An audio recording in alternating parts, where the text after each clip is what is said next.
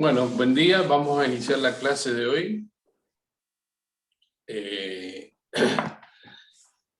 La clase de hoy va a tener dos partes. Una para terminar de ver lo que habíamos planteado en la anterior respecto de las estrategias de diseño, es decir, los principios y la filosofía que hay para el diseño sismorresistente prácticamente a nivel mundial. Esto es una constante en todos los países. A medida que van avanzando en la investigación, se van definiendo estos criterios, esta filosofía de diseño, y la van adoptando. Obviamente los países que tienen más investigación van al frente con esto, y el resto de los países generalmente siguen los criterios y las tendencias de diseño. Entonces vamos a terminar de ver esto de las estrategias y la filosofía, y vamos a entrar en la segunda parte del día a ver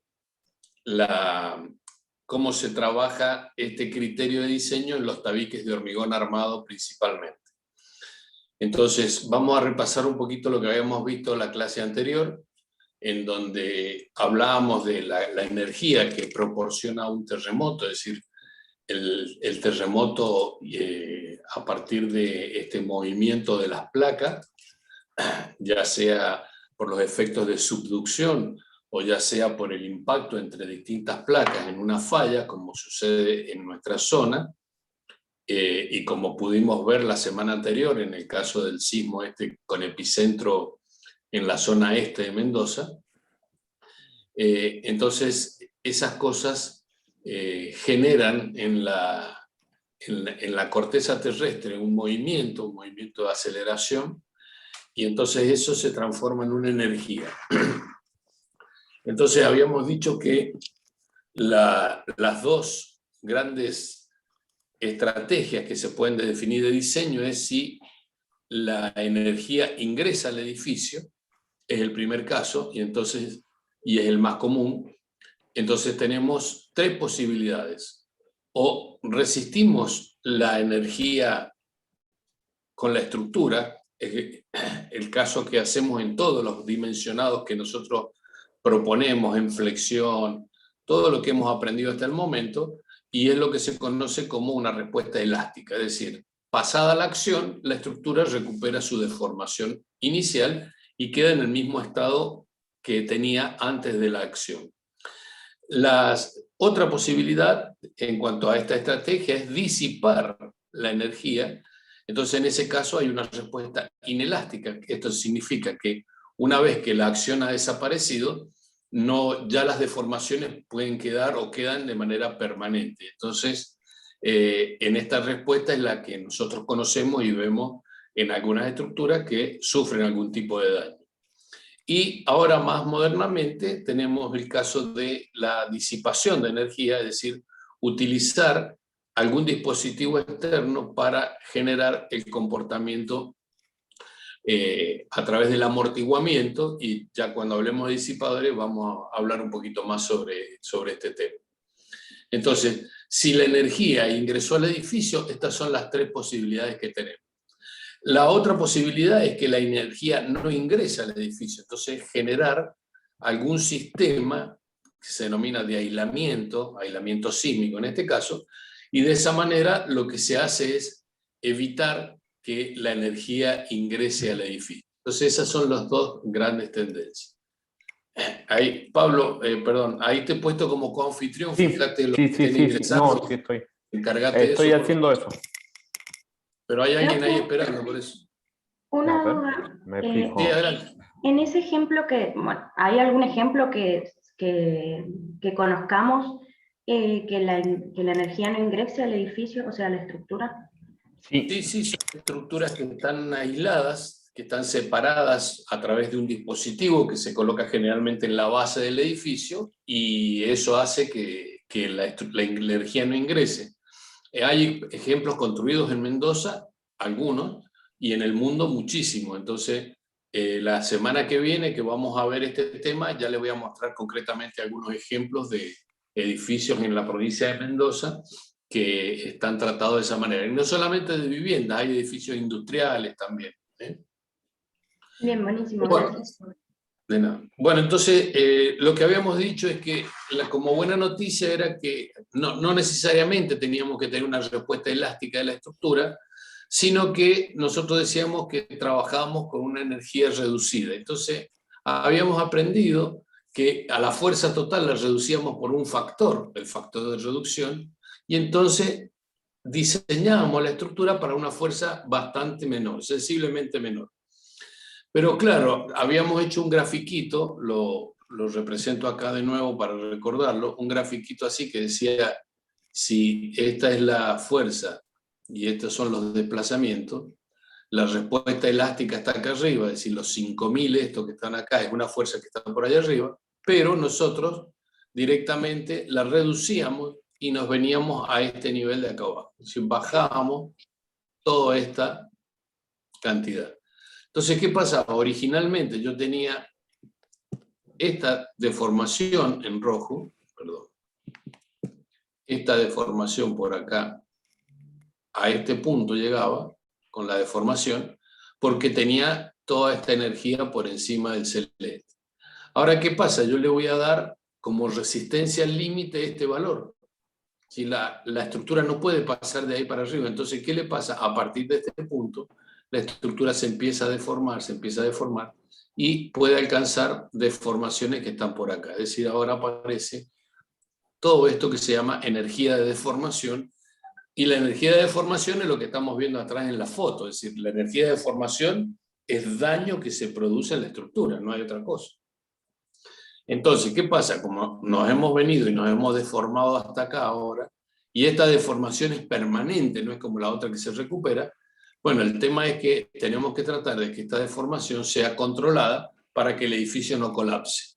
Entonces, la filosofía de diseño es, tenemos menos fuerza, sí, pero tenemos que soportar varios ciclos de carga ida y vuelta. O sea, el sismo es un movimiento oscilante, horizontal, inclusive a veces verticales, y entonces tengo que suponer que voy a tener deformaciones 5 veces más allá de la afluencia, más o menos. Es decir, nosotros decimos que la afluencia la tengo coincidente con ese punto, y yo voy a tener que llegar hasta acá, hasta este lugar. Entonces, si ustedes miden visualmente, ¿no? Si ustedes toman esta referencia, esta es la deformación de fluencia, es decir, la primera fluencia, cuando algún elemento de toda la estructura fluyó, y esta hasta acá es la deformación final de rotura. Entonces, ahí se nota la escala del problema. Entonces, tengo que tratar como filosofía de evitar que la estructura colapse, y aunque el edificio quede dañado, pero yo lo que tengo que hacer como objetivo primario es minimizar la pérdida de vida.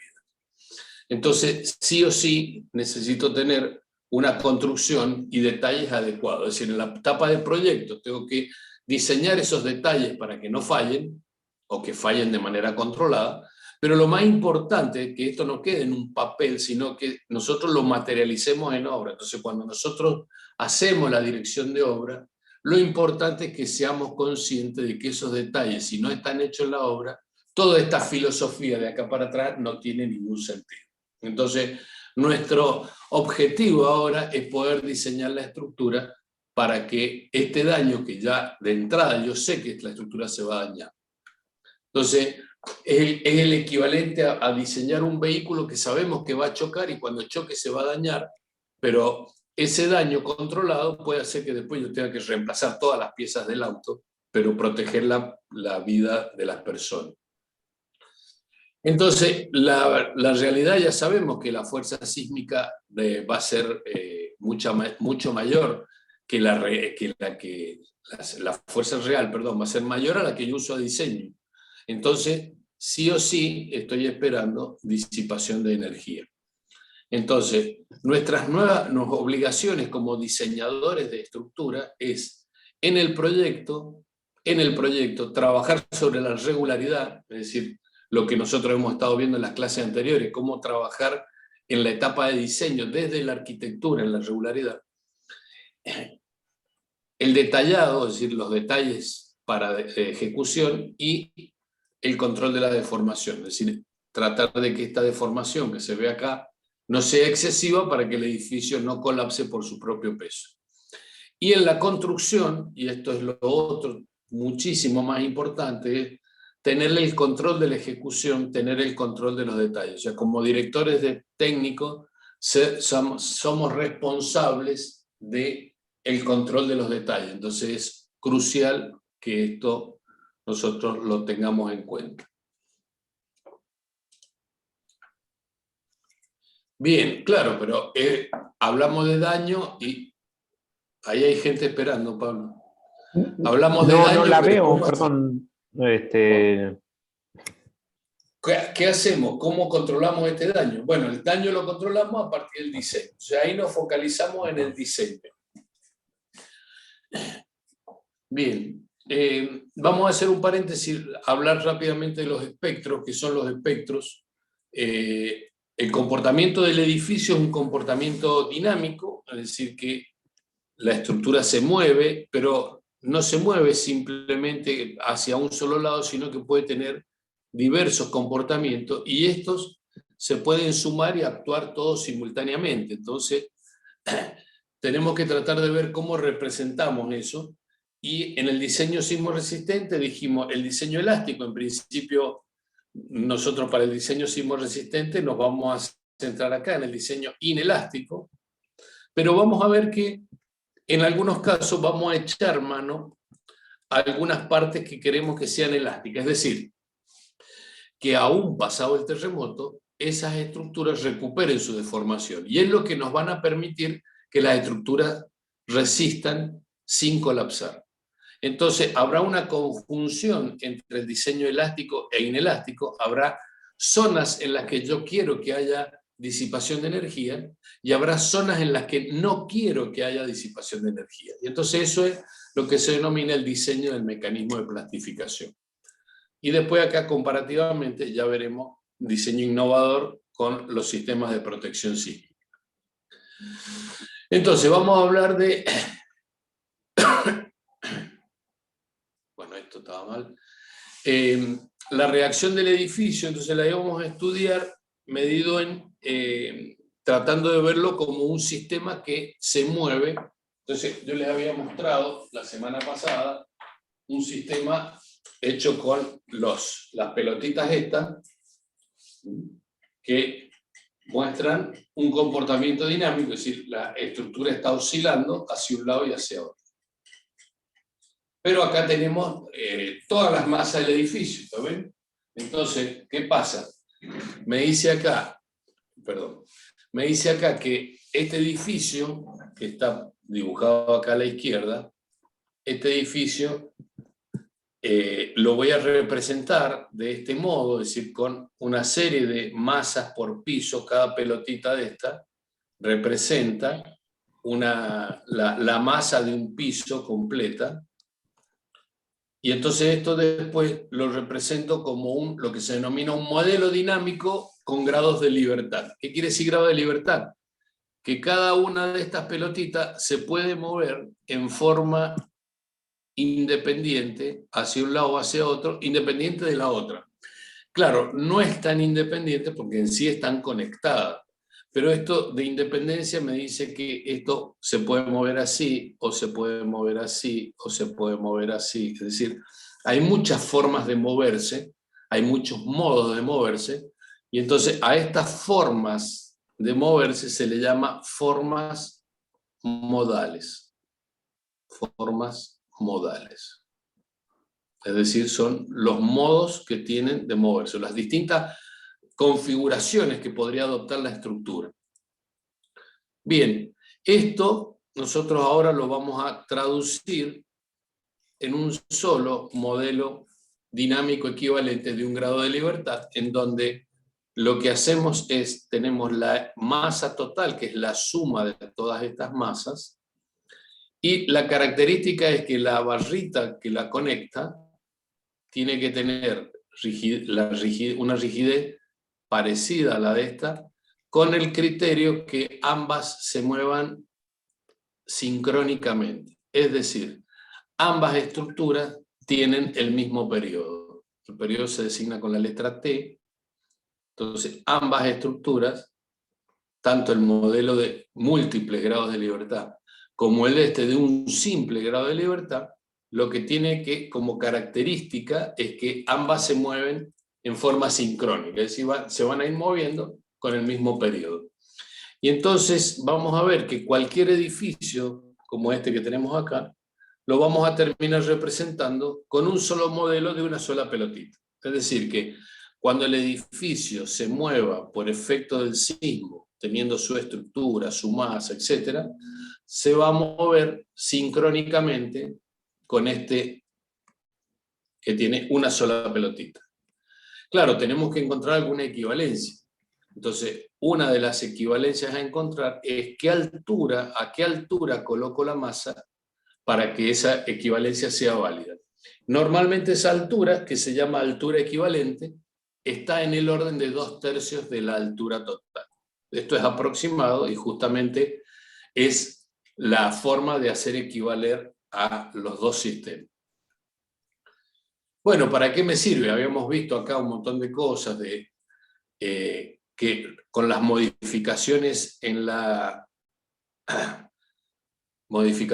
estructura o en las masas podía tener estos cambios. Estos son modificaciones en la estructura, es decir, acá cambio la altura, acá cambio la rigidez, acá cambio el material, acá cambio la condición de vínculo. O sea, todo esto, acá no se alcanza a ver, dice modifica la rigidez. Y en este caso lo que modifica es la masa. Entonces, si me fijo en la fórmula del periodo, por un lado puedo cambiar la masa o por otro lado puedo cambiar la rigidez, que son las variables que me modifican el periodo. Y entonces habíamos visto las ecuaciones.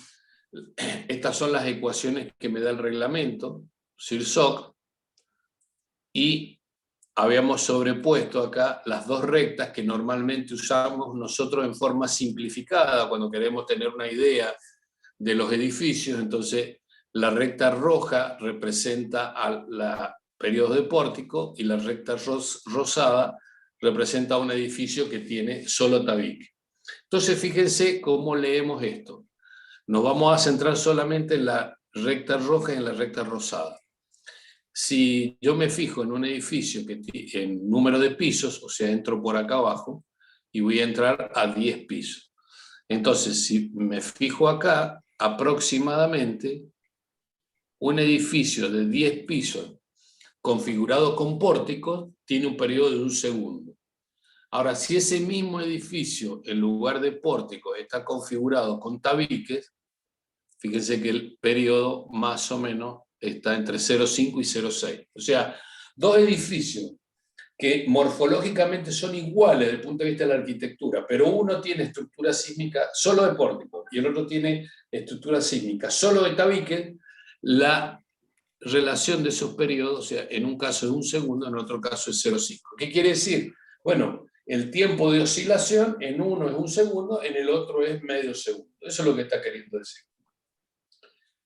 Por lo tanto, en cualquier edificio, acá puede haber una pequeña variación, obviamente, en más, en menos, el 10%, pero en general, cualquier edificio de 10 pisos que ustedes proyecten y que esté hecho con tabique va a tener aproximadamente ese comportamiento dinámico medido en términos del periodo.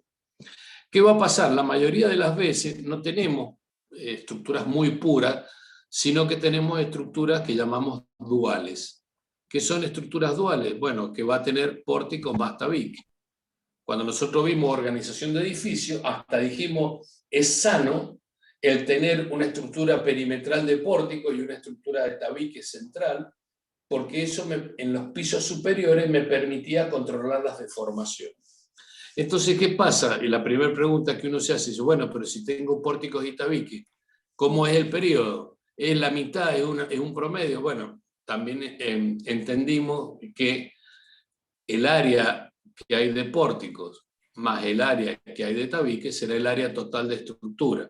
Bueno, se puede hacer una ponderación en términos de área y entonces eso me dará un punto que estará entre medio de estos dos y entonces posiblemente un edificio de 10 pisos configurado con una estructura dual tenga un periodo intermedio respecto de todos los otros. ¿Se Eso, pero entiende hasta no acá? sería lo Y mismo que calcular el promedio entre los dos periodos. O sea, eso es hacia lo que, eso es lo que dije, eso es lo que dije. O ah, sea, pero ¿cómo calculas el promedio? Bueno, tenés área de pórtico más área de tabique igual al área total de estructura. Entonces, ¿qué pasa? Si estas áreas fueran iguales, es decir, 50 y 50, el periodo estaría a la mitad de este camino. Pero lo que va a pasar en general es que esas áreas no son iguales. Entonces, supongamos que tengamos, para dar un ejemplo, 30% de pórtico en términos de áreas y 70% de tabique, quiere decir que este periodo se va a venir más abajo, más cerca del tabique y más lejos del pórtico. Si fuera al revés, que tiene una estructuración de 70% de pórtico y 30% de tabique, el periodo se va a venir más arribita, o sea que va a estar más cerca del periodo del tabique, del pórtico puro. bien, bien. No había Esa es entendido una por qué manera, usaba las áreas. esa es una manera, claro, de ponderar en función de las áreas. Bien, de esto voy a hablar rápidamente, pero en los espectros de los edificios hay un término que se llama espectro de respuesta. ¿Y qué es un espectro de respuesta? Supongamos que aceptamos que cada una de estas cositas representa un edificio, es decir, con una masa M5 a esa altura, esta estructura tiene un periodo T5. Vamos a poner un ejemplo. Supongamos que el periodo T5 es un segundo. Entonces, ¿a quién representa este elemento de vibración? Si tiene un segundo, ¿qué tipo de edificio es? ¿Cuál edificio es de los que hemos hablado?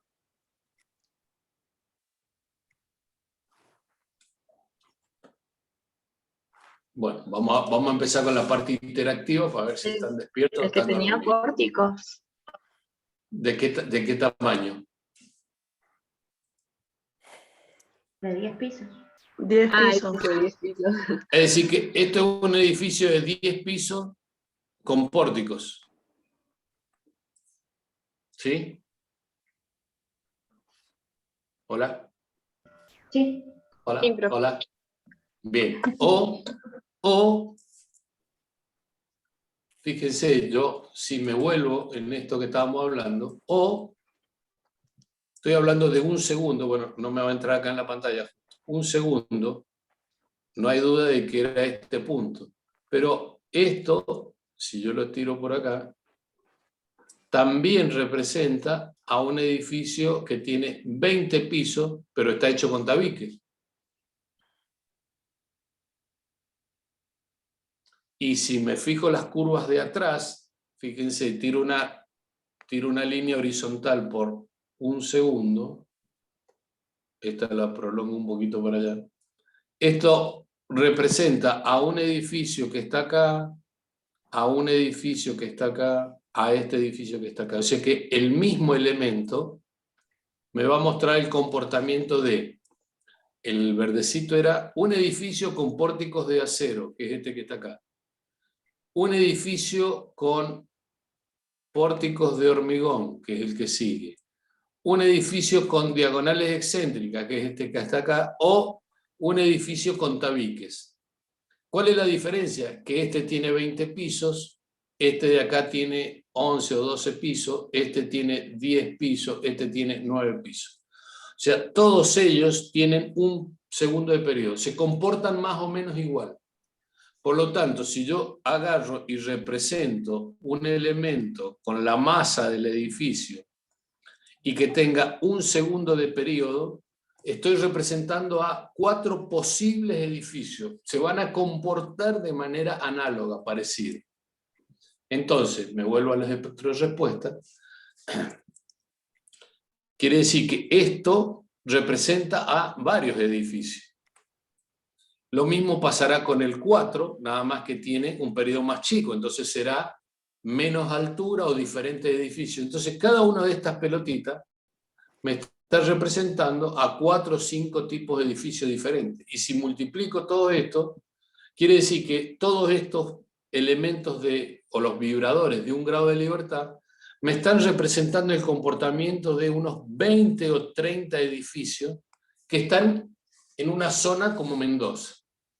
Entonces, ¿qué es lo que pretendo hacer? Dice, bueno, mire, los vamos a atar a todos acá, los vamos a poner arriba de una mesita con rueda y le vamos a hacer pasar un sismo cualquiera. Es decir, lo vamos a mover a esto para un lado y para el otro. Con lo cual, estas pelotitas van a oscilar para un lado y para el otro. Entonces voy a representar, en este dibujito, voy a representar el movimiento, por ejemplo, acá voy a representar el de este edificio. Entonces quiero saber qué le pasa. Bueno, ese edificio en todo el sismo, en todo este sismo, desarrolló un máximo desplazamiento V3. Es decir, como máximo esto se movió en todo el sismo hacia allá y hacia acá, y lo medimos como V3. Entonces me vengo a este dibujo que está acá, al que voy a llamar espectro, voy a representar acá periodos, entonces dibujo el periodo del T3 y dibujo el máximo desplazamiento que ha tenido. Y yo tengo un puntito ahí. Repito, y muestro para otro. Ahora lo voy a hacer para el 4.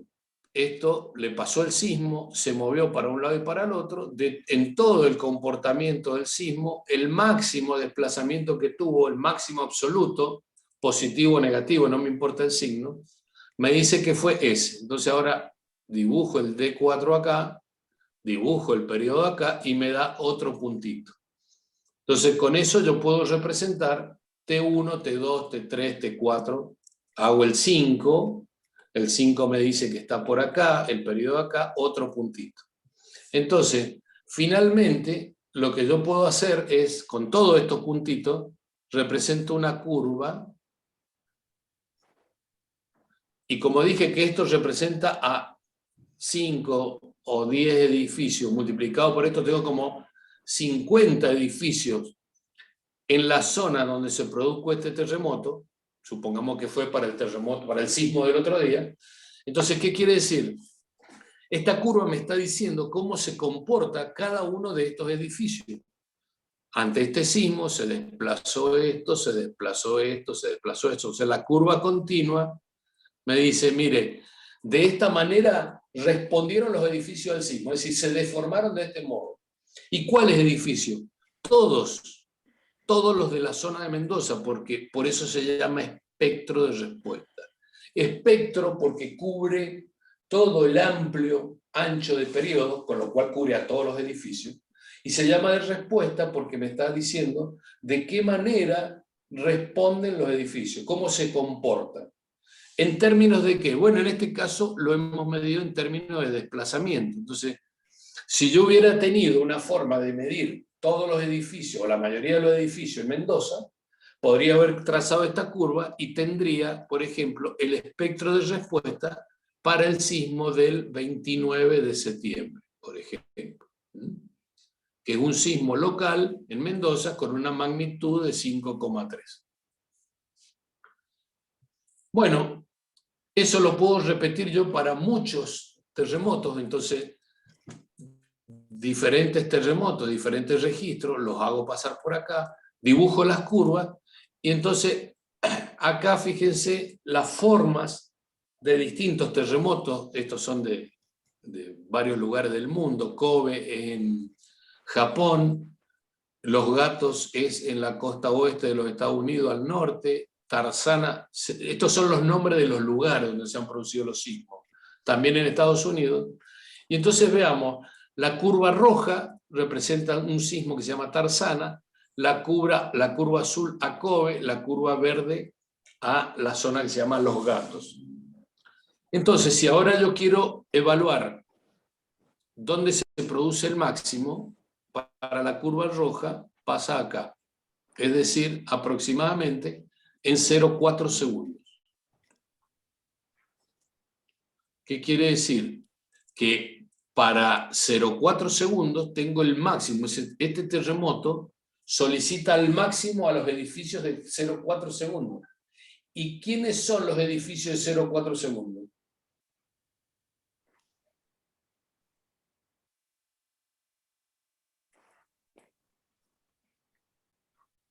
¿Qué edificios tienen 0,4 segundos de periodo? ¿De qué tamaño? ¿Qué altura o qué número de pisos? 8. 8. ¿Cuánto? 8 pórticos. 8. Ese lo dije yo, perdón. No. Bueno, vos no tenés que decir. No, no tengo que decirlo, no. Tienen que decir los 60 que están, por ejemplo. Bueno, vamos a empezar a ver los que están durmiendo. A ver, vamos a empezar con uno durmiendo. A ver, Milagros Conti, que no está. No sé por qué apagan las cámaras. ¿Sabes qué? Es aburridísimo dar clases. Sí, lo sé. Vamos a decir que no, chao, ya está. El martes que viene empezamos la clase presencial y chao. Ya se terminó. No sé si podemos... Cortita la vamos a hacer. El martes que viene nos vamos a ver en cara a cara, no se hagan problema. Porque esto así no funciona. Estoy acá, profe, pero Bien. estábamos con problemas Ok. porque estamos dos en una pieza, entonces tenemos los micrófonos apagados, pues si no se nos hace Perfecto, está bien. Y las cámaras también, porque están las cámaras extendidas, me imagino. No, Bien, no acá estoy en la importa, cámara. no voy a perder más tiempo. Entonces, un edificio de 0,4 segundos, como vimos recién, es un edificio que tiene 4 pisos con pórtico o 8 pisos con tabique. Entonces, esos edificios son los que más van a sufrir para este terremoto porque se produce un problema de resonancia, es decir, la frecuencia o el periodo del edificio coincidió con el periodo predominante de ese terremoto. Profe. Si nosotros vamos al otro caso, por ejemplo acá... Ahí Daniel Soto quería preguntar algo. Soto. Sí, cuando termine le voy a dar la palabra. Bueno, perdón. Ya está. Entonces, en este caso de Kobe, fíjense, tenemos 0,5 segundos, entonces sería un edificio de 5 pisos de pórtico o de 10 pisos de tabique, el que más va a sufrir, porque coincide, el periodo de esos edificios coincide con el periodo del terremoto. O sea, acá importa ahora las características del movimiento, y cada movimiento es diferente. Si es en una zona local, si es una zona lejana. Por ejemplo, acá para el sismo de los Gatos, ahora interviene el casi 0,8. ¿Qué quiere decir? Y en este caso los edificios que van a sufrir son los de 8 pisos de pórtico o 16 de tabique. Entonces lo que vemos es que de cada uno de estos sismos, cada uno de ellos va a solicitar principalmente o con mayor fuerza algún tipo de edificio. Entonces, ¿qué sucede? Entramos en una disyuntiva de decir, bueno, que tengo que conocer todos los sismos posibles en la zona para poder proyectar. Sí, eso un poco es la idea de los espectros de respuesta, es lo que hacen los códigos, y para que nosotros podamos diseñar, lo que aparecen es lo que denominamos espectros de diseño. Es decir, con la sismología local, por ejemplo, esto es terremotos que se dan en nuestra zona, y en función de la peligrosidad sísmica, hay una clasificación que es la organización o la zonificación del mapa de la Argentina, y entonces, de acuerdo a la peligrosidad, se establecen las aceleraciones máximas esperadas del suelo, y estas aceleraciones contemplan todos los posibles terremotos que puedan existir. Y entonces, por eso surgen estos espectros de diseño, que obviamente están sacados de los espectros de respuesta, que son cosas así, uno así, otro más grande, otro que viene por acá. Entonces, en general, estos espectros de diseño nos permiten a nosotros no tener que meternos a estudiar todos los espectros de respuesta, pero hay una cosa interesante, y es ver que esta zona, por ejemplo, para el sitio tipo 2, que es el tipo de suelo, esta zona es la zona de máximo, es decir, esto es lo que se conoce como la zona de resonancia.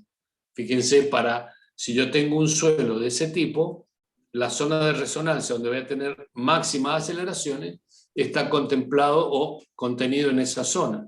Mientras que si estoy en un suelo tipo 3, que puede ser en zonas de suelo blando, por ejemplo en la zona de Mendoza puede ser la zona de la Valle, la zona de Bermejo, bueno, depende de los lugares, el espectro o el ancho resonante llega hasta acá, es decir, a donde tengo el máximo, y es mucho más ancho que el del celeste. Entonces, estos son los espectros y están dados para todas las zonas de la Argentina. Esto es zona 3, esto es zona 1, esto es Córdoba. Y de ese modo, entonces, nosotros tenemos sería como las cargas para diseñar. Entonces, vamos a diseñar ahora el mecanismo de plastificación, que es elegir cómo se deforma, y entonces para el caso de los pórticos, la característica es que nosotros tengamos zonas de disipación en las vigas principalmente y en las bases de las columnas, eso es donde voy a tener la disipación, y todos los otros elementos que traten de permanecer elásticos. En este caso tenemos un tabique con una columna o un tabique acoplado. Entonces, ¿qué objeto tiene diseñar el mecanismo de plastificación? El objeto es detectar o identificar los puntos de disipación de energía, proteger las fallas frágiles. ¿Cuáles son las fallas frágiles? Bueno, las zonas donde hay esfuerzo de corte, donde hay compresión excesiva. Tratar que en las zonas de disipación aparezcan rótulas estables. Esto era a través de un diagrama que se llamaba el diagrama histerético o el ciclo de histéresis, en donde la zona de rótulas yo pretendía que esto diera muchas vueltitas así, tratando de que toda esta zona, que es la zona, todo lo que está encerrado dentro de la curva, es lo que se llama la disipación de energía, y entonces manteniendo esta área lo más grande posible. Y hemos visto evitar los problemas de configuración, principalmente los problemas de piso débil, en donde toda la disipación se concentra en los pisos inferiores y eso lleva a que se pueda producir un colapso prematuro.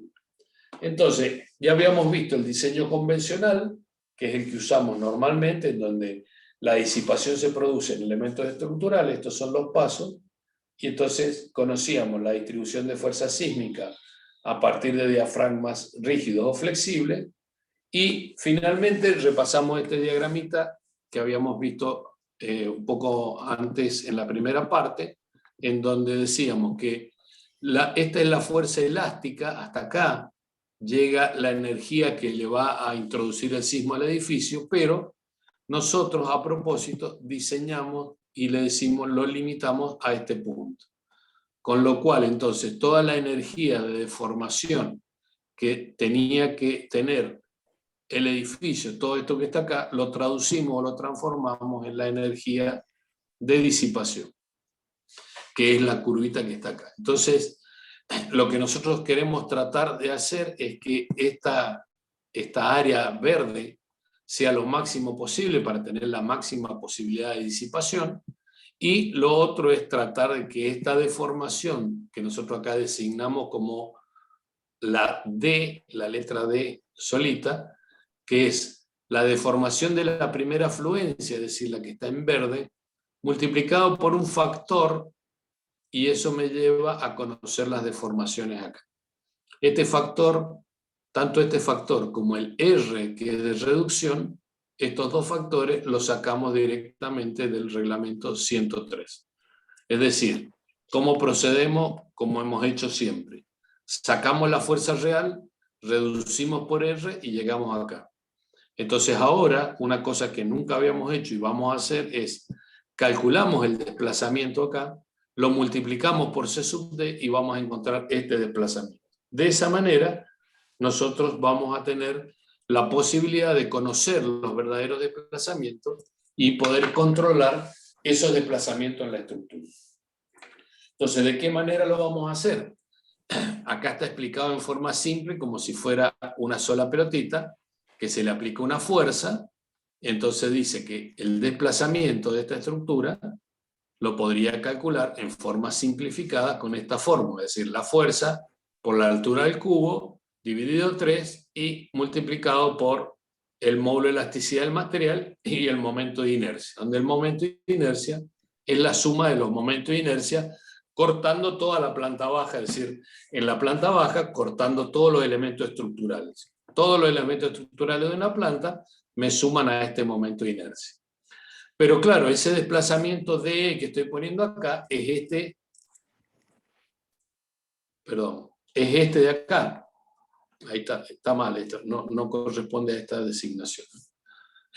Entonces, necesito traerlo hasta este punto, que es el que me interesa. Bueno, eso lo hago con el factor C sub D, que lo saco de las tablas y es este que está acá. Bien. Y entonces, el control de deformación lo vamos a hacer a partir de medir lo que se denomina, o el reglamento lo hace a partir de lo que se denomina la distorsión de piso. Habíamos visto que la distorsión de piso era una medida de el ángulo que rota en cada piso la estructura. Y entonces, el reglamento hace el control de daño a partir de la distorsión de piso. Entonces, nosotros vamos a hacer para un edificio que está, en el cual nosotros podemos determinar la deformación del piso. Por ejemplo, en este ejemplo dice que la máxima deformación está en el orden de los 30 centímetros.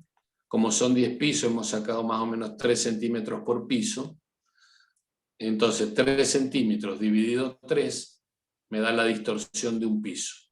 Este 1,5 es para tomar el promedio de todas las distorsiones, por lo tanto me dice que si aplico esta cuenta me da 0,015. Estos son los límites que fija el reglamento, o sea que estoy dentro de los límites. Entonces, para un edificio de 10 pisos, la deformación límite en el último piso, es decir, esta deformación sería 30 centímetros. Entonces, de esa manera podemos hacer un predimensionado, pero también lo podemos hacer a partir del modelo del edificio, que es lo que vamos a terminar haciendo, modelando todo el edificio. Entonces, como conclusión, sí, déjame que termine las conclusiones, déjame que termine y te doy la palabra. Entonces, como conclusión, las fuerzas sísmicas vimos que son muy importantes respecto de los de viento, que el espectro elástico es el que me da la verdadera energía y que vamos a trabajar con fuerzas reducidas. Eso lleva a que los elementos sufran daño, pero eso lo controlo a través de la ductilidad, dándole la mayor ductilidad posible. Entonces, nuestro objetivo como diseñadores de estructura es poder proyectar ese daño. Esto lo hacemos, el proyecto del daño, eligiendo un mecanismo de plastificación, diseñando y detallando perfectamente las zonas de daño y controlando las zonas que no quiero que se dañen. Y luego el control de ese daño lo vamos a hacer, y es importante, fundamentalmente en la etapa constructiva, es decir, controlando que las cosas queden realmente diseñadas como queremos. Entonces, en síntesis, los paradigmas de diseño que tenemos en el reglamento, dijimos que con energía que ingresa o energía que no ingresa, y en donde el objetivo de diseño no está en limitar los daños, sino en proteger las vidas. Bien, ¿qué ha pasado? Estas son fotos de sismos que han ocurrido, por ejemplo, en Nueva Zelanda. Las dos fotos de arriba en Nueva Zelanda, y abajo son las de Chile. Entonces dice, la pregunta que se hace la gente, dice, pero ¿cómo? Todos creen que los edificios no se tienen que romper. Entonces dice, pero ¿cómo? ¿No son antisísmicos los edificios que hacen ustedes? ¿Por qué se dañan los edificios? O sea, comercialmente, ¿qué implica? Miren, esto que está acá es el centro de Christchurch, que es una ciudad en Nueva Zelanda. Es como si te dijera el microcentro de Mendoza. Estuvo 8 meses cerrado, o sea, peor que la pandemia. Esto es como quedó Christchurch, fíjense, parece un lugar devastado por las bombas. O mucha gente se pregunta, era mi única propiedad y ahora ¿qué hago? Yo, sí, está bien, no me mató, pero me va a matar ahora porque no tengo dónde vivir. Entonces, en muchos casos hay problemas de pérdida de funciones, estructuras que si bien no colapsaron, pero no pueden seguir funcionando. O en algunos casos, gente que perdió su único capital. Si bien muchos están asegurados y recuperan el capital, ese seguro normalmente va a los bancos y no va a la gente. Entonces, aparentemente esto no es suficiente, el tema de la seguridad de vida para el siglo XXI. Esto se está cuestionando y en general el tema pasa más por una cuestión de lo que se denomina el diseño resiliente entendiendo como que es la capacidad, la resiliencia, la capacidad de recuperar su forma original, es decir, recuperarse a partir de cambios. Esto está muy aplicado a la psicología. La resiliencia viene La etimología es rebotar o ir hacia atrás, es decir, tratar de volver a lo anterior. Entonces, en cierto modo, los nuevos paradigmas de diseño que se presentan en este siglo van a venir más por este lado, en donde hay que proteger las vidas, sin duda. ¿Hay que evitar los colapsos? Sí. Pero además ahora hay que proteger los objetivos, y en algunos casos yo necesito que la construcción siga operativa. Por ejemplo, ustedes que están haciendo un hospital, es crucial que el hospital no se dañe, es crucial que el hospital siga funcionando. Entonces, estos son paradigmas del nuevo diseño, y es lo que... Bueno, esto ha salido todo manchado. Los reglamentos nuevos, la nueva visión de los reglamentos pasa por las construcciones resilientes, y si cada construcción es resiliente nos va a llevar a que las ciudades sean resilientes. Entonces hay un movimiento mundial que se llama Ciudades Resilientes, ahí tienen ustedes la página, y hay un consejo que se llama el Youth Resilient Council del Earthquake Building Rating System, que hay una página en internet, en donde hay un lugar que se llama Ciudades Resilientes, en donde ya no solamente me interesa que mi construcción sea resiliente, sino que la ciudad en general sea resiliente. Y entonces vamos a ver lo que se llama el diseño por desempeño o niveles de desempeño, y se van a establecer distintos niveles que yo espero de la construcción. Y entonces uno va a poder fijar, decir, bueno, yo quiero que el día de mañana permitirme elegir lo que yo quiero reparar o no quiero reparar. Entonces, por ejemplo, si yo quiero tener un 100%, lo que estoy haciendo hoy, un 100% de reparación, bueno, mis factores de reducción serán 5 o 7, que son los que estoy usando. Pero si yo no quiero que mi estructura se rompa completamente, o quiero que quede más o menos operativa, y quiero que esté por acá, bueno, los factores de reducción que voy a usar no son los que uso hoy, sino que posiblemente use factores de reducción menores. O bien algún sistema de protección sísmica, que será el tema de la próxima clase. Bien, ahí terminamos. Si quieren hacer alguna pregunta, pueden hacerla, por favor. Sí, profe, yo en la parte como de cálculo que estábamos viendo, no me quedó muy claro o sea, cuál es el rol que cumple el valor de distorsión de piso. O sea, no sé si es un valor que tenemos del código, nosotros lo comparamos con un valor calculado nuestro. Sí, mira, supongamos, acá muestro, en este ejemplito muestro, supongamos que tengo un edificio de 10 pisos, como este que está acá. Entonces nosotros calculamos la deformación, hacemos un modelo, ¿cierto? Un pórtico, lo dimensionamos, le ponemos las armaduras, cuando está terminado calculo la deformación. Esta deformación es este valor que yo llamo D. Ese es el valor de la deformación total del edificio.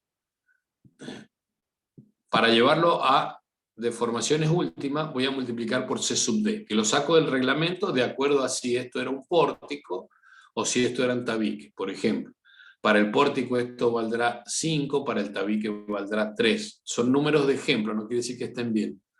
Por lo tanto, si esta deformación, supongamos, fue 10 centímetros, y mi estructura es aporticada, yo de acá voy a tener que la deformación última va a ser 5 por 0,10, esto es igual a 50 centímetros. Es decir que yo estoy prediciendo que este edificio de pórtico, cuando tenga el máximo sismo destructivo, se va a llegar a deformar 50 centímetros en la parte superior. Pero claro, ¿cómo puedo saber, por ejemplo, cuánto es la distorsión en este piso? Porque esta deformación de este piso no es la del de allá arriba. Entonces, lo que se hace es esta cuenta, que es calcular. Voy a dibujar todo de nuevo. Lo voy a hacer como en lineecitas. Esta es la deformación total. ¿Sí? Entonces, la deformación de piso va a ser, midiendo así, haciendo como un serruchito. Entonces, la deformación del último piso es esta nada más, de su piso propio. La del piso inmediatamente inferior es esta, o sea que voy restando una con otra. Pero la deformación total, que es la que yo puedo calcular, es esta que está desde acá hasta acá. Entonces, ¿cómo puedo hacer para encontrar la distorsión de este piso, por ejemplo, o de este piso? Pues no estoy midiendo ahí, yo estoy midiendo acá arriba nada más. Entonces, fíjense, dice que la distorsión es la deformación total dividido la altura del piso. Pero yo lo que necesito conocer es la distorsión de cualquiera de estos pisos. Entonces, este valor factor de 1,5 que se agrega acá es un factor aproximado y hace que a la deformación promedio, fíjate que esto que hizo acá, la deformación total para nuestro ejemplo, supongamos, esto sería 0,50. Dividido 10 me dice que es 0,05. Esto se mide como distorsión, esto es metro dividido metro. ¿Qué es lo que hice ahí? Hice que saqué una distorsión promedio, esta con esta, pero eso no es verdad porque son distintos. Entonces, para obtener la máxima, multiplico por 1,5. Entonces, para este ejemplo, era 30 dividido 3, me daba justo 0,15. Pero ahora nosotros dijimos, no, esto es 0,05, porque para mi edificio se deformó más. Entonces, 0,05 dividido 3 metros, eso me da la distorsión del piso, multiplicado por 1,5, eso me da,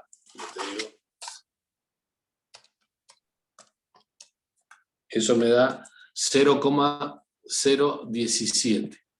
¿Qué me dice el reglamento? Que como máximo la distorsión tiene que ser 0,015. Entonces, ¿qué pasó acá? No verifica. ¿Qué quiere decir? Me está diciendo, mire, no puede tener esta distorsión promedio, es decir, no puede tener 50 centímetros de deformación acá arriba, tiene que tener menos. Y uno dice, no, pero el área me dio, el área de estructura me dio, sí, está bien, pero la deformación no. Entonces, posiblemente yo tenía hecho esto con columnas de 20 por 50, pórticos de 20 por 50, tengo que agrandar la estructura, darle más rigidez, porque tiene que entrar dentro de estos límites de distorsión. Entonces esa es la manera de usarlo en el diseño. Bien, gracias. Bueno, Profe, una pregunta. Ahí en ese caso podemos o agrandar la estructura o directamente cambiar a un sistema que nos dé mayor o cambiar, rigidez.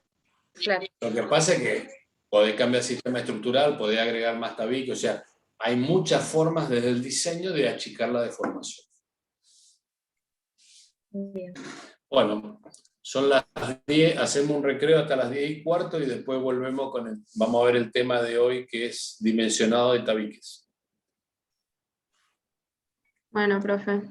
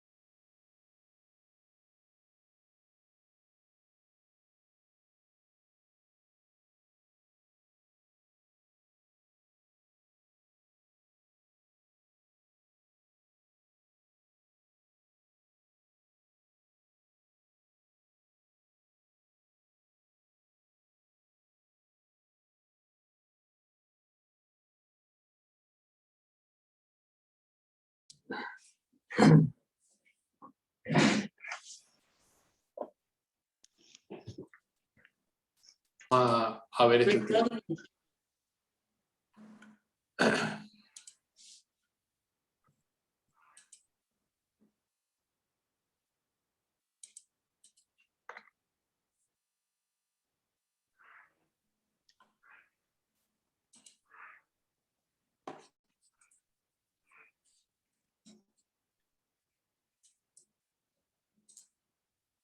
Ya nomás iniciamos, no sé qué le pasa, que no está compartiendo.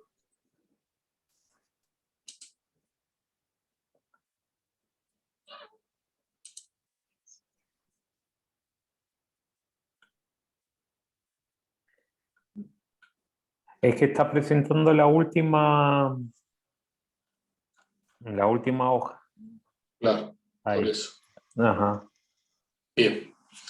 Bueno, para ver algunos ejemplos de cuál fue la respuesta de las estructuras con tabiques en el caso de Chile, por ejemplo, este es el edificio, se llamaba edificio Emerald, un edificio de 19 pisos, y la particularidad es que si ustedes lo observan es un edificio muy angosto, proporcionalmente, y muy alto, es un edificio esbelto.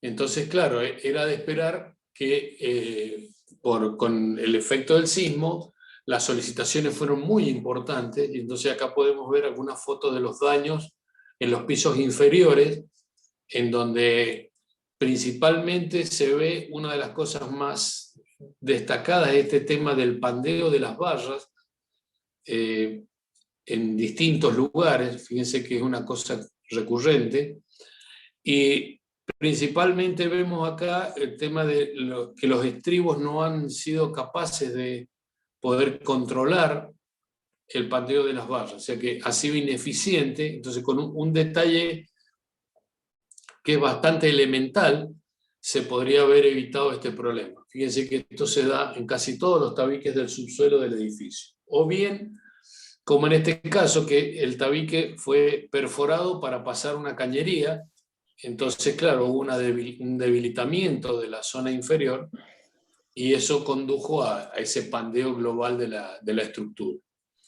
Otro ejemplo de otro edificio, fíjense la interrupción, como este muro que se ve acá, que venía completo desde ahí arriba, al llegar a planta baja se interrumpe, y entonces, claro, en los pisos superiores esto viene arrastrando un momento de vuelco, que cuando llega al piso, al interrumpirse bruscamente, todo ese momento queda concentrado solamente en los extremos y genera ese daño.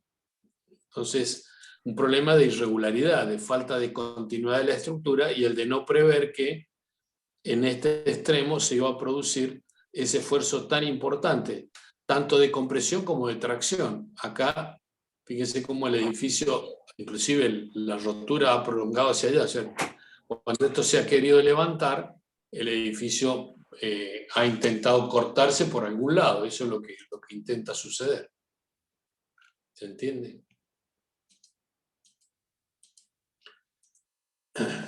Otro ejemplo, esto también es de Chile, este es el edificio Don Tristán, se llama, en donde es un edificio relativamente bajo, pero lo mismo, muros muy rígidos que llegan prácticamente a nada acá abajo.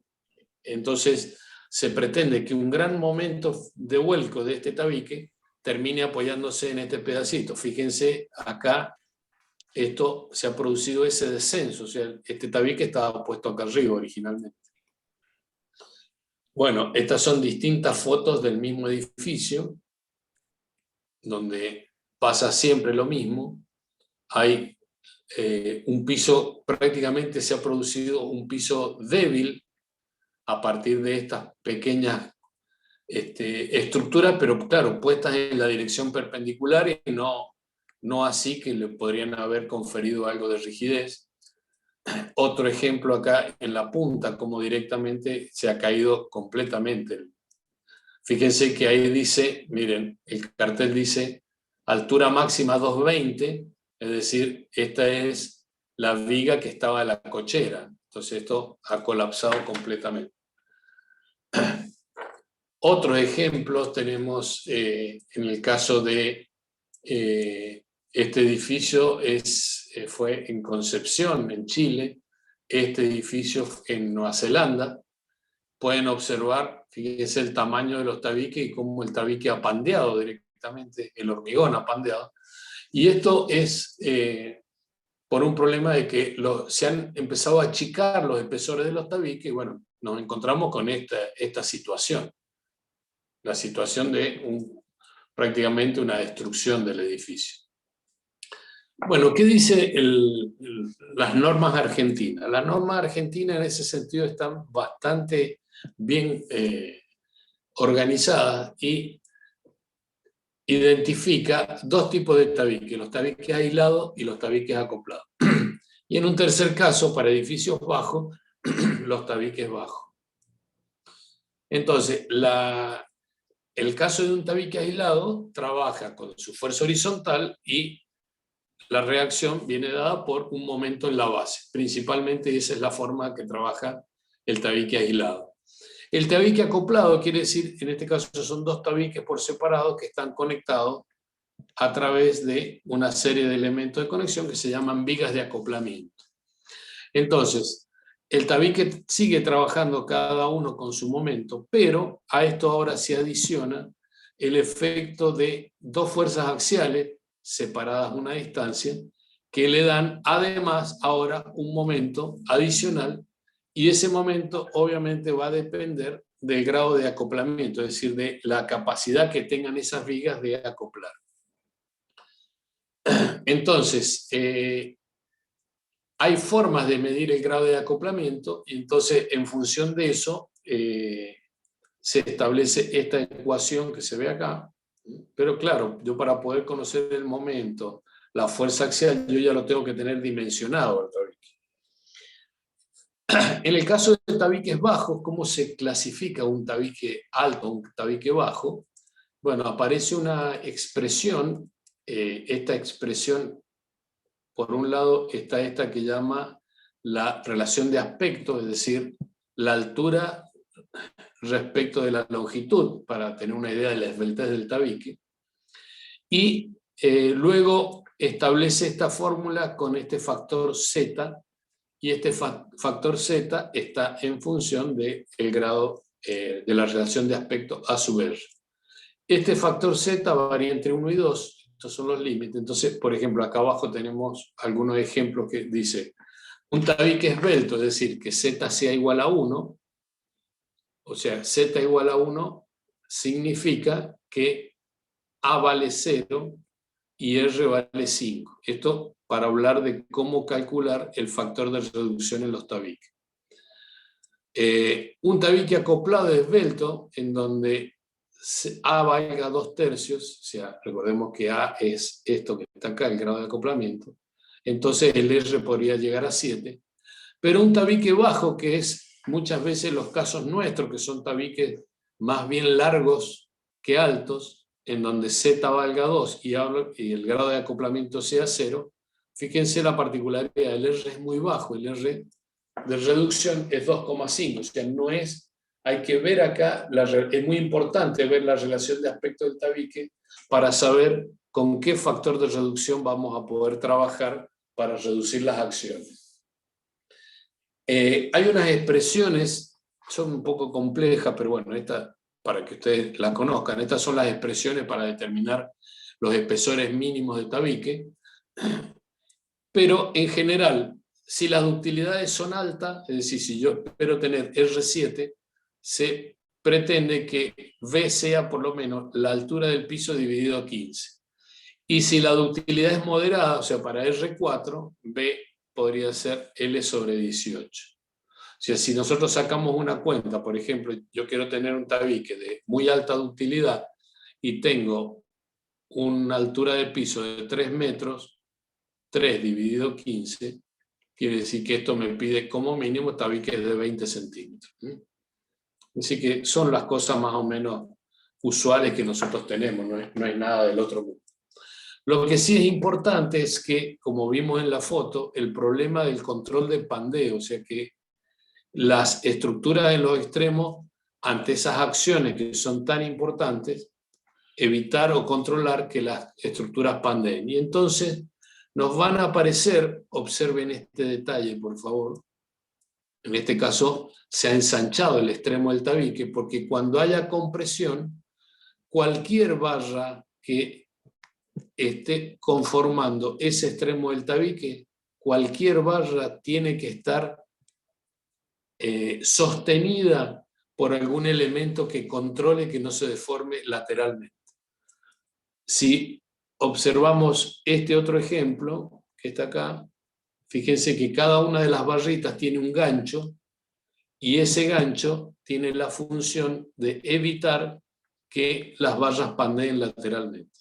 Ese es el objeto de estos elementos. Entonces esto no hay que olvidarse nunca, porque hemos visto que las estructuras han fallado por una tontera, como que le esté faltando una barrita puesta así transversalmente, que es un gancho insignificante para el costo de la estructura, pero importantísimo para el funcionamiento. Si acá en este extremo, esta columna o este tabique hubiera tenido un ganchito así transversal, y no los estribos estos que se han abierto, esa estructura no hubiera fallado.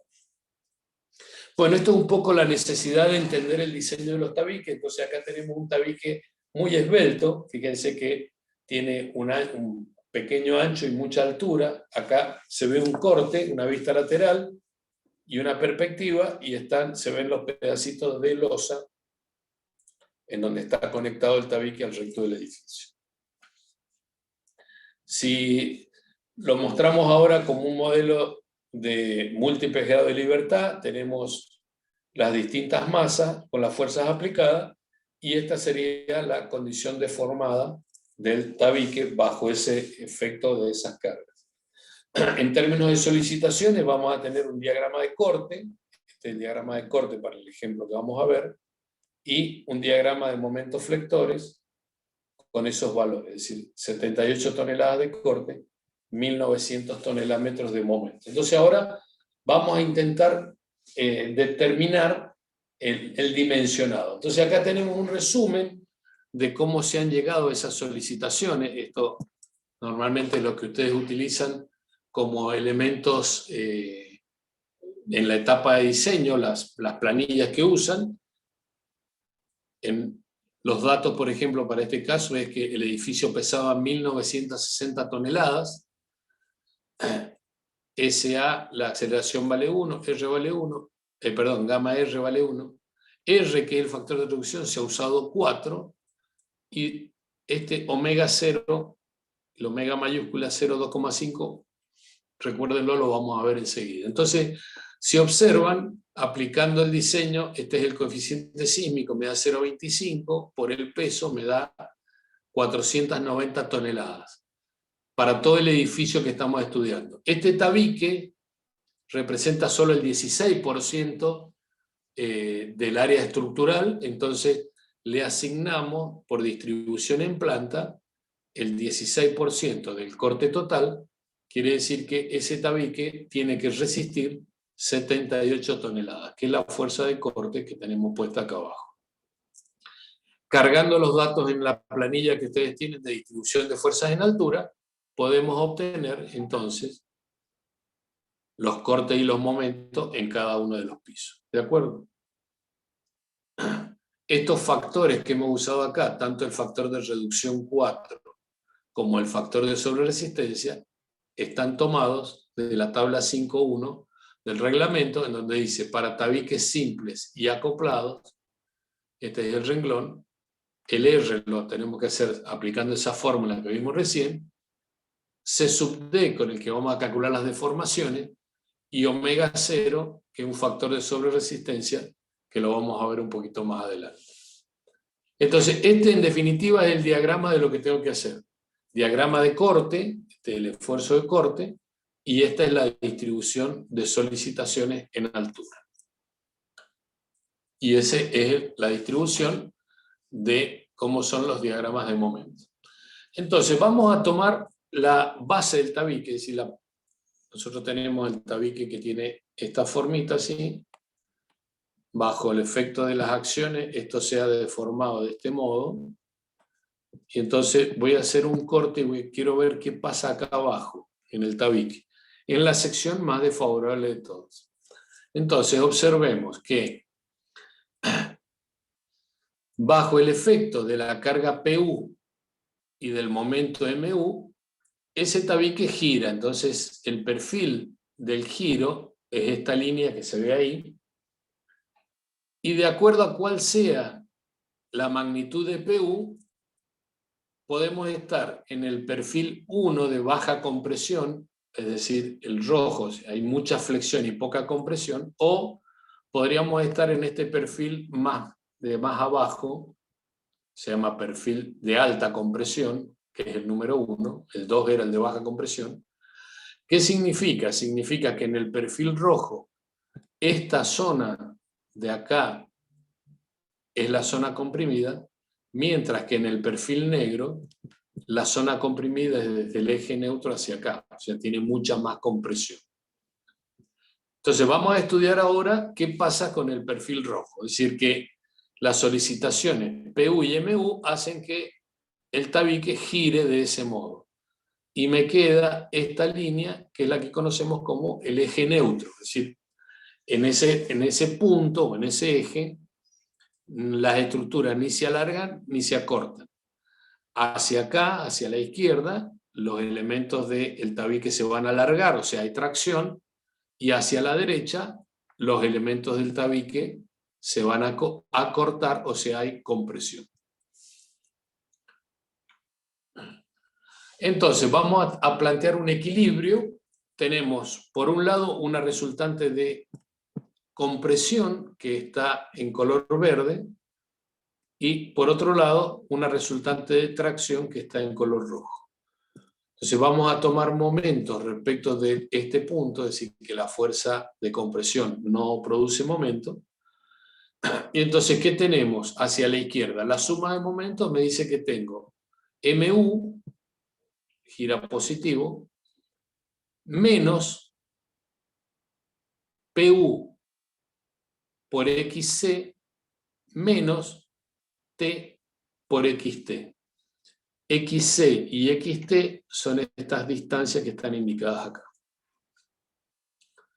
Entonces, eso en cuanto a suma de momentos. A suma de fuerzas, para que sea cero, la compresión más PU más TU, menos TU, perdón, tiene que ser igual a cero.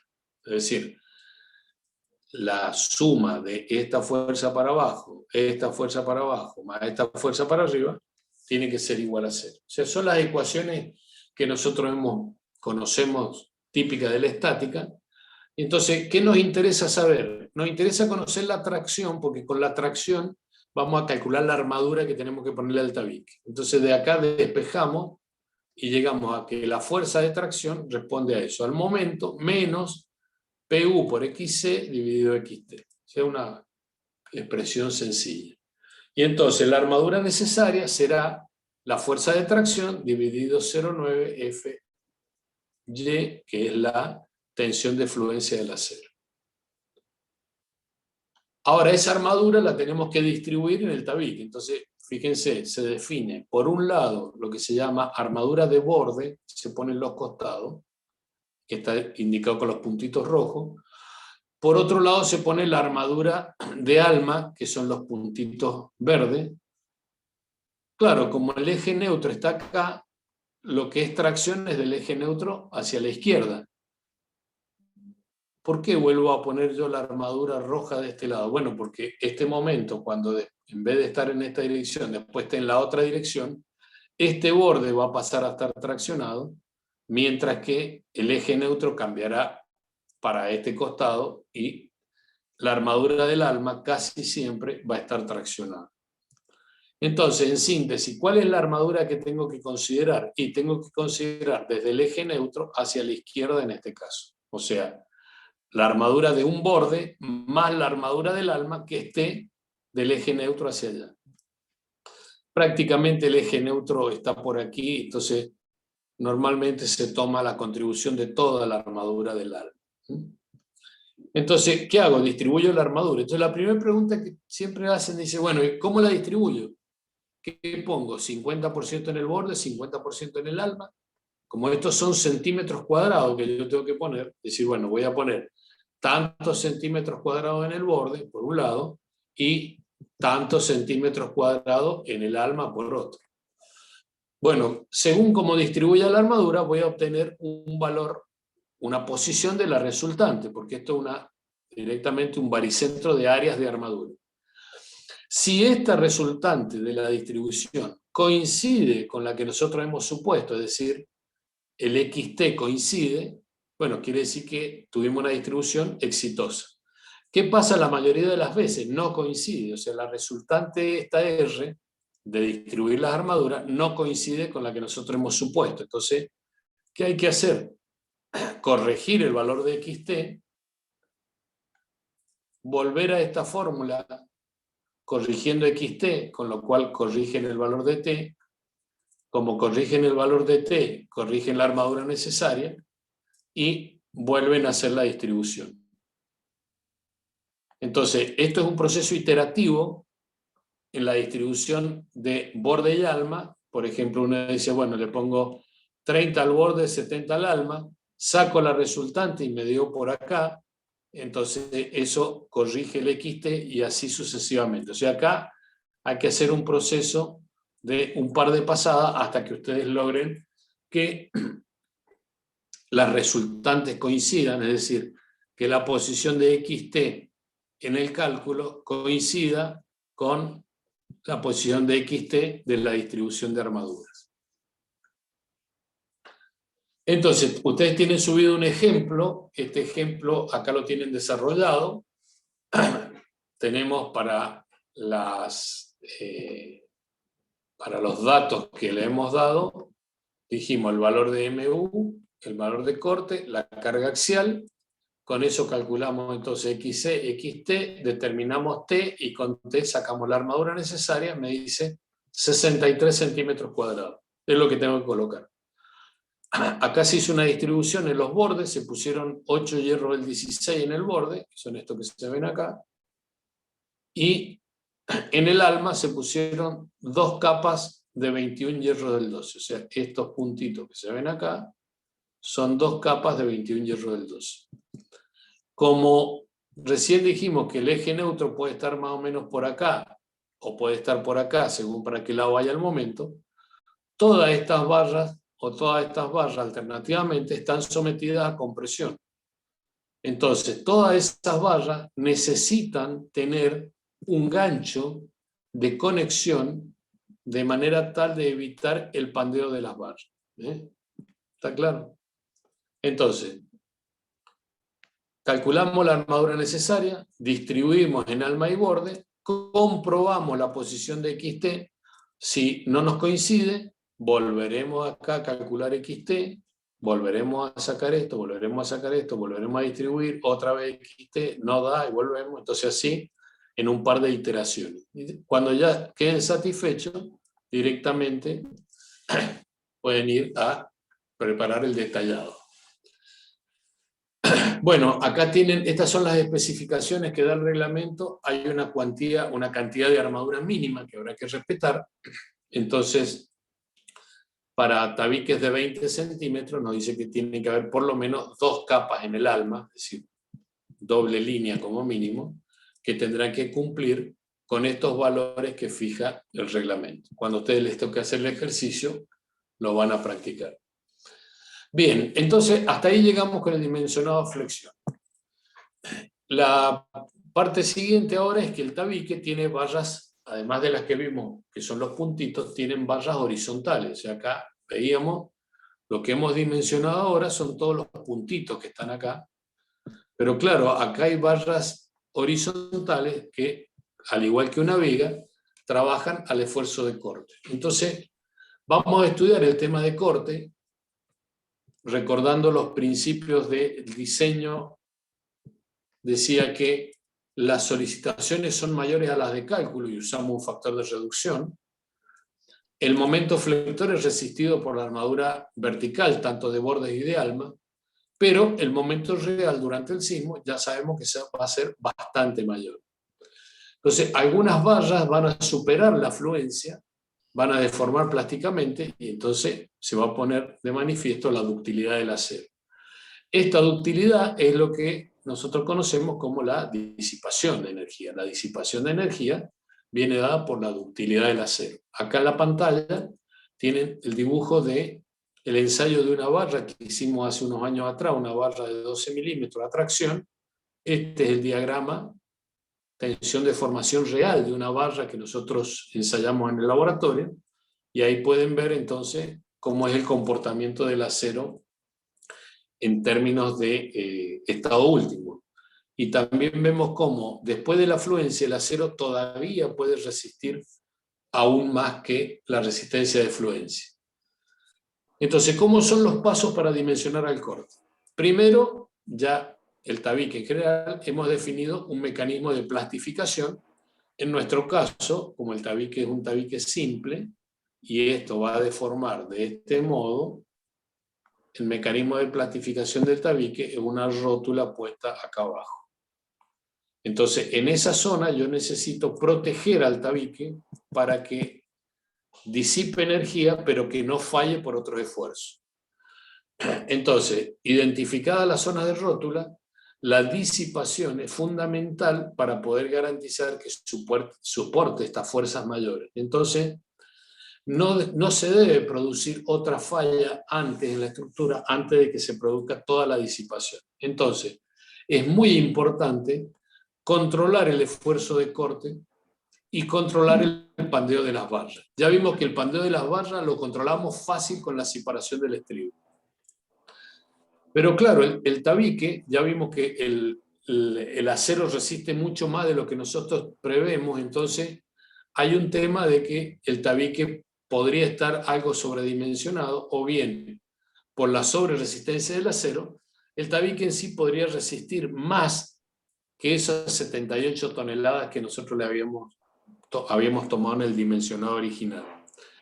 Y después hay otro tema que nosotros no estamos teniendo en cuenta, que son los efectos dinámicos. Nosotros vimos que hay muchas formas modales, y nosotros estamos considerando solamente que el tabique hace esto. Pero en las formas modales, el tabique podría tener otro tipo de deformaciones con esfuerzos de cortes diferentes.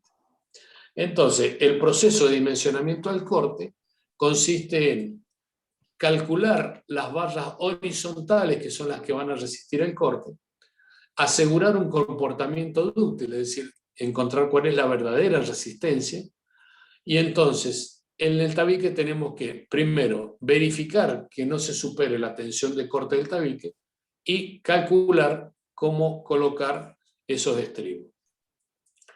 El concepto de sobreresistencia se puede determinar a partir de esto que vemos acá, que es si hay armadura de más en el tabique. El fenómeno de los modos superiores, el reglamento lo fija con esta fórmula, para este caso da 1,6, y entonces el factor total de sobreresistencia, es decir, cuánta resistencia tiene de más el tabique respecto de la que le hacía falta, me da un factor de 2,3. Si ustedes se acuerdan, en los factores de comportamiento, el omega 0 decía que tenía que ser 2,5. Es decir, esto quiere decir que yo tendría que darle 2,5 más veces de resistencia al corte que a la flexión para generar un comportamiento dúctil. Es decir, que lo que estamos haciendo es protegiendo a las fallas frágiles de la construcción, en este caso del tabique. Este proceso o este procedimiento de diseño se llama diseño por capacidad. El diseño por capacidad, entonces, tiene por objeto determinar la verdadera resistencia, lo que se conoce como capacidad de la estructura, y de ese modo proteger la zona frágil. Entonces eso nosotros lo vamos a hacer aplicando estos factores de sobreresistencia. Esta es una forma detallada de calcular el factor de sobreresistencia, que me dio 2,3, o directamente puedo obviar eso y usar los factores que me da la tabla, que me decía 2,5. Nosotros acá, como lo hemos hecho detallado, hemos puesto el 2,3, pero este 2,3, si ponen 2,5, directamente sacan el corte que tenían en la planilla, lo multiplican por 2,5 y les dice el corte para el que tienen que diseñar es 179, casi 180 toneladas. Entonces, fíjense, ¿qué estamos haciendo? Para dimensionar a flexión, teníamos una fuerza de corte y la redujimos por un factor R que era 4. Ahora, para dimensionar al corte, nosotros teníamos un valor de corte de 78 y lo multiplicamos por 2,5 para llevarlo a corte que sea casi elástico. Es decir, primero lo reducimos y después lo aumentamos. En el fondo, esto tiende a que la resistencia al corte sea como la de comportamiento elástico, es decir, que no haya posibilidad de que la estructura falle antes de que disipe la energía. Lo otro que hay que hacer, entonces dijimos, es controlar la resistencia a corte, y entonces hay límites. Estas son las fórmulas que da el reglamento, en zona de la rótula y en zona fuera de la rótula. En zona de la rótula hay que cumplir con esta expresión. Esta expresión, el corte VU minúscula, esta es la tensión, la V minúscula es tensión, es la fuerza de corte dividido 0,8 y dividido las dimensiones del tabique. Entonces me dice que es 149 toneladas por metro cuadrado, equivale a 14 kilos por metro cuadrado, o sea, 1,495 megapascales. Entonces, si aplico, esto es lo que el tabique está experimentando debido a la fuerza de corte de 179, o sea, esa va a ser la tensión de corte que va a haber en el hormigón. Esa tensión de corte tiene que cumplir con esta ecuación que está puesta acá arriba, o sea, tiene que ser menor que esto. ¿Cómo la sacamos? Acá ponemos el omega 0 dividido el factor de reducción. Este mu está puesto ya, viene del reglamento anterior, pero acá correspondería no que diga mu, sino que diga R. Y más 0,15, que es lo que fija esto acá, por la raíz de F'C, donde F'C es la tensión del hormigón. Entonces, si ustedes se fijan, me dice que tiene 3,6 megapascales, 36, o sea que comparo esto con esto, y me dice que la tensión de corte del tabique es menor que el límite, por lo tanto, la sección ha verificado. Finalmente, esta es la ecuación, es la misma ecuación que se usa para las vigas. En las vigas usábamos esto para calcular la separación de estribo, número de ramas, tensión del acero, área de una de las barritas, longitud del tabique, dividido el corte VU. Entonces, aplicando esas expresiones, fíjense que acá se ha usado el 2, es decir, tiene 2 ramas, y 0,5 es el área de una barra, o sea, esto corresponde a una barra de 8 milímetros. O sea, lo que se está diciendo es que voy a poner 2 ramas con barras de 8 milímetros. Entonces me dice que para que eso funcione, tiene que tener una separación de 11,7. Esto es usando la expresión. Si no, ustedes tienen unas tablas que están en el anexo 1 del ejercicio, en donde ingresando con la longitud del tabique y con el corte, les sale directamente la armadura, dice Φ8 cada 12, que es más o menos lo que les da la fórmula. Bien, pero observemos esto, dice, ojo, en la zona de rótula, para que no haya problema de pandeo, o sea, para controlar el pandeo, la separación tiene que ser menor a 1/6 del diámetro de la barra longitudinal. Entonces, como tenemos barras del 16 acá en el extremo, 6 por 16 me da 96 milímetros, o sea, 9,6 centímetros, quiere decir que en esa zona hay que agregar un estribo para que la separación quede por debajo de los 10 centímetros. Fíjense que acá decíamos que estas barras las poníamos a 12, pero para que no haya pandeo, acá tiene que haber una armadura adicional, y entonces en esta zona tengo que agregar, al igual que estos ganchitos, una armadura del 8, pero cada 10 centímetros. ¿Se entiende? Y eso lo que hace entonces es lograr este tema del confinamiento de estos bordes, que es lo que vimos en las fotos que falló en la mayoría de los casos, la falta de estos ganchitos o este ganchito puesto ahí. la falta de esos ganchitos llevó a la estructura al colapso. Esta es la tablita para cálculo de los estribos que está en el anexo del ejercicio.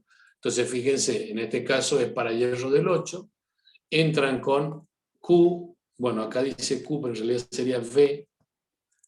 B, buscan el corte, era 179 más o menos 180. La longitud del tabique es 5 metros. Entonces, entran así y donde se junta les dice la separación en centímetros.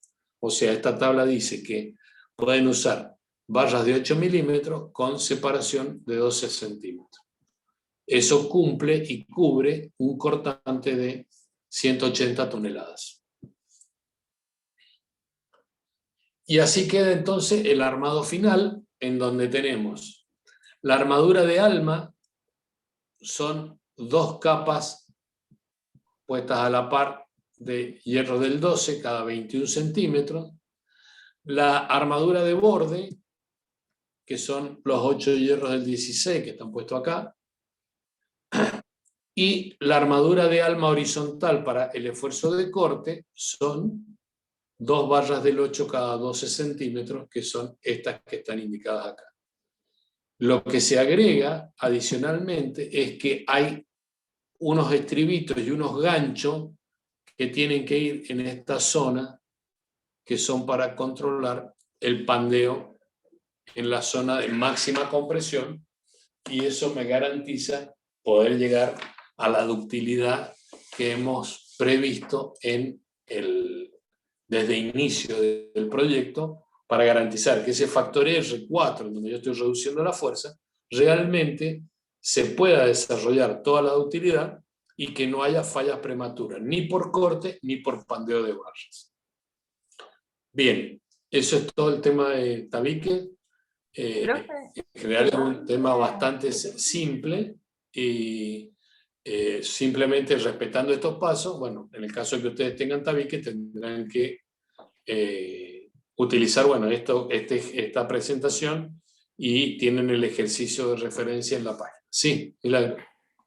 Yo tenía una pregunta, algo que no me quedó claro de lo que dijo cuando sacamos la armadura a tracción, que nosotros tenemos una parte del tabique que está traccionada y otra comprimida. Esa armadura que sacamos a tracción, ¿la distribuimos en todo el tabique o hay que distribuirla en la parte traccionada?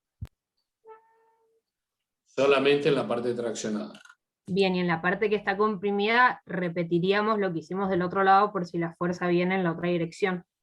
Claro, fíjate, en este dibujo vos tenés que, para este caso, esta solicitación que tenés tracción en este borde de este lado, el eje neutro está acá aproximadamente, entonces desde acá para acá abajo está dibujada la sección del tabique, desde acá hacia allá está todo en tracción.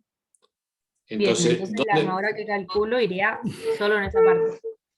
Toda esta parte, en este caso la verde, que es armadura de alma, y en el extremo la roja, que es armadura de borde. Cuando esto se produzca a la inversa, es decir, ahora tomo el momento para allá, el eje neutro va a venir a quedar por acá, por lo tanto, esta armadura que antes estaba en tracción, ahora está en compresión, o sea, no la considero. Pero claro, ahora la tengo que poner del otro lado, porque ahora lo que está en tracción es este borde. Y la armadura de alma otra vez queda toda en tracción. Entonces, Bien. la armadura de alma trabaja prácticamente en forma indistinta para los dos lados. En cambio, la armadura de borde trabaja alternativamente. En un caso, cuando tengo la tracción a la derecha, tendré que poner esta armadura. Cuando tengo tracción a la derecha, pongo esta armadura. Cuando tengo tracción a la izquierda, pongo esta armadura. Bien, gracias, profe. Profe, y una consulta, a nivel como armado, ¿hay una distancia máxima para el sector destinado a la armadura de borde? O sea, una distancia máxima que se pueda considerar de borde hasta que pasa de alma. Claro. Mirá, no hay una distancia, estos son cuestiones de armado prácticamente constructivo, pero en el fondo no interesa demasiado porque lo mismo si está en el borde, está en el alma, siempre suma esto. Entonces, para la resultante le da lo mismo que esté en el borde que esté en el alma. No hay mucha diferencia. Normalmente, y esto ya como una regla constructiva, normalmente se hace que esto no tenga una relación más de 1 a 3. Es decir, 1 a 3 es una recomendación constructiva nada más. ¿Por qué? Porque esto queda como una cabeza en compresión en este extremo y de este lado está traccionada. Entonces, normalmente de 1 a 3 es una recomendación. En la pantalla está dibujado 1 a 1, sería como una mini columna, como 1 a 1. Podría ser 1 a 2, también puede ser 1 a 2, pero parece, digamos, porque daría la sensación de decir, bueno, que no importa el tamaño. No, no importa, porque si está en el borde, suma como armadura de borde. Si no está en el borde, suma como armadura de alma. En síntesis, siempre suma a la resultante. O sea, que esté en el borde, que esté en el alma, es indistinto.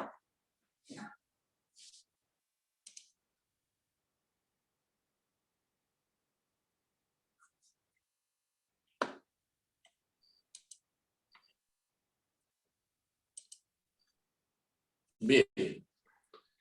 Bueno, si no hay más preguntas, son las 11, hacemos un recreo hasta las 11:20 y después vamos a trabajar un poquito en